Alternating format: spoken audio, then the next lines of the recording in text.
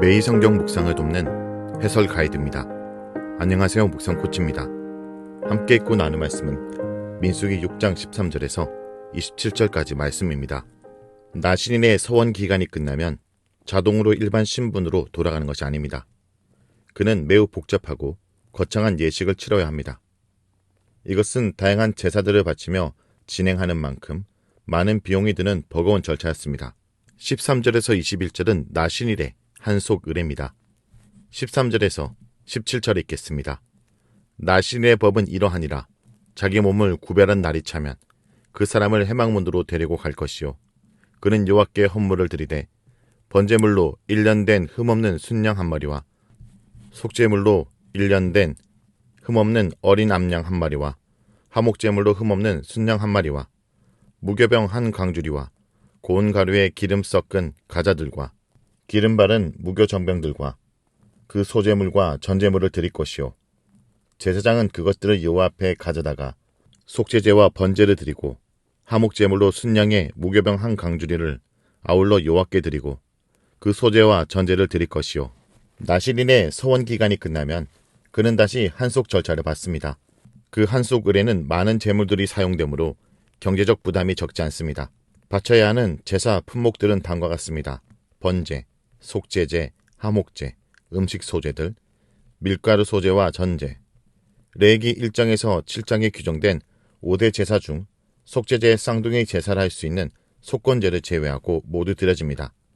여기에 전제가 추가되는데 레위기 제사법에서는 생략되어 있지만 원래 짐승의 제사에는 밀가루 소제와 술을 붓는 전제가 언제나 수반되었습니다. 따라서 15절의 마지막 부분에 그 소제물과 전제물은 모든 제사들 뒤에 별개로 드려지는 것이 아니라 앞서 나열된 짐승의 제사들을 드릴 때 수반되는 제물들입니다. 19절에서 보듯이 그 소제물과 별도로 한 강주리 안에 담은 두 종류의 음식 소제물이 드려집니다. 따라서 소제의 음식을 세 종류로 나누고 있는 15절의 번역은 다음과 같이 수정될 수 있습니다. 한 강주리의 고운 가루로 만든 무교병, 즉 기름을 섞은 가자들, 그리고 기름을 바른 무교전병, 화목제 규례에 따르면 화목제를 바칠 때 이러한 음식 소제물을 함께 드리는 것이 원칙입니다. 음식 소제물은 화목제의 품목에 포함됩니다. 제사장은 이 제물들을 여호와 앞에, 즉 녹제단에 가져다가 하나씩 올려서 바칩니다. 먼저 속죄제와 번제를 바칩니다. 준비 목록에서는 번제가 먼저 등장하지만 실제적인 제사의 집행에서는 속죄제가 먼저 드려집니다. 이어서 제사장은 화목제를 바치는데 이때 두 종류의 음식 소제물이 같이 바쳐집니다. 소제물은 그것이 가루든 음식이든 제사장이 손으로 한 움큼을 떠서 제단에 불태워 바친 뒤 나머지는 제사장의 음식으로 주어집니다. 이 모든 짐승의 제물에는 소제와 전제가 수반됩니다. 이와 같이 실제적인 제사의 순서는 속죄제, 번제, 화목제입니다. 이러한 순서가 요구되는 이유는 다음과 같습니다. 먼저 속죄제로 하나님과 제사자 사이의 죄로 어긋난 관계가 복원됩니다. 그 후로 번제로 감사와 헌신을 표하고 회복된 관계가 유지되고 강화됩니다. 화목제를 드려 하나님과 화목해진 관계를 가족과 이웃에게까지 확장됩니다. 현재의 한속 의례가 바로 이러한 순서를 따르고 있습니다. 이어서 나신일은 회막문, 즉 성막의 뜰에서 자신의 머리털을 모두 민 다음 그것을 화목 제물 아래 놓아 태웁니다. 머리털을 태우는 이유는 그가 거룩한 나신인이므로 나신인이 머리털을 밀고 소각한 다음 제사장은 제단 위에 태우고 남은 제물들의 일부를 취하여 나신인의 두 손에 얹어 요제를 흔듭니다. 나신인은 순양의 어깨와 떡들을 두 손에 올려 흔들고 반면에 제사장들은 여기서는 생략되었으나 화목제 규례로 순양의 가슴을 두 손에 얹은 뒤 올려서 흔듭니다. 그 흔든 가슴과 함께 오른쪽 뒷다리는 제사장의 몫으로 돌아갑니다. 여기서는 나신인이 두 손에 올려드린 순양의 어깨가 추가로 제사장 몫으로 돌아갑니다. 따라서 제사장은 순양의 어깨, 가슴, 오른쪽 뒷다리와 더불어 한 움큼 태우고 남은 모든 떡들을 자신의 몫으로 받습니다. 그 외 남은 고기 부위는 모두 그 제사를 바친 사람의 몫으로 할당됩니다. 아마 나신인과 그의 가족들이 그 화목제에 남은 고기들을 먹었을 것입니다. 그 후 그는 포도주를 마실 수 있었습니다. 나신인의 서원 기간에 금지되었던 포도주를 다시 섭취한다는 것은 그가 이제 세속의 삶을 시작했다는 것, 머리털 또한 거룩하기 때문입니다. 그의 서원 기간이 종료되었으므로 그는 거룩한 신분을 벗기 위해 거룩한 머리털을 밀어야 합니다. 이제 세속의 신분으로 복귀함과 동시에 그의 머리털이 새로 자랄 것인데 그것은 더 이상 성별된 거룩한 머리털이 아닙니다. 소원 기간 동안 그는 자신이 알지 못한 가운데 경미한 것이든 심각한 것이든 어떤 부정을 입을 수 있습니다. 그는 속죄제를 바쳐서 이 부정결을 씻어내 완전한 나신인의 성결성을 회복해야 합니다.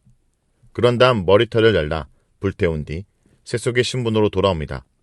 즉 속죄제를 바치는 이유는 거룩을 씻어내어 평민으로 돌아가기 위함이 아니라 오히려 한속을 위해 온전한 나신의 상태를 회복하기 위함입니다.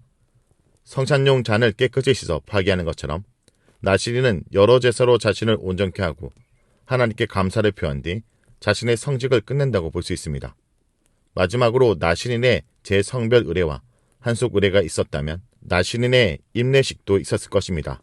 그러나 나신인의 규례에 대한 본문은 이에 대해 아무런 지침은 없습니다.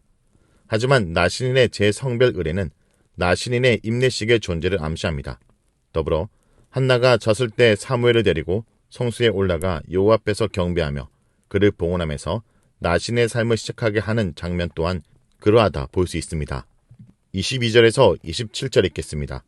여호와께서 모세에게 말씀하 이르시되 아론과 그의 아들들에게 말하여 이르기를 너희는 이스라엘 자손을 위하여 이렇게 축복하여 이르되 여호와는 내게 복을 주시고 너를 지키시기를 원하며 여호와는 그의 얼굴을 내게 비추사 은혜 베푸시기를 원하며 여호와는 그의 얼굴을 내게로 향하여 드사 평강 주시기를 원하노라 할지니라 하라. 그들은 이같이 내 이름으로 이스라엘 자손에게 축복할지니 내가 그들에게 복을 주리라. 22절에서 27절은 제사장들의 축도입니다.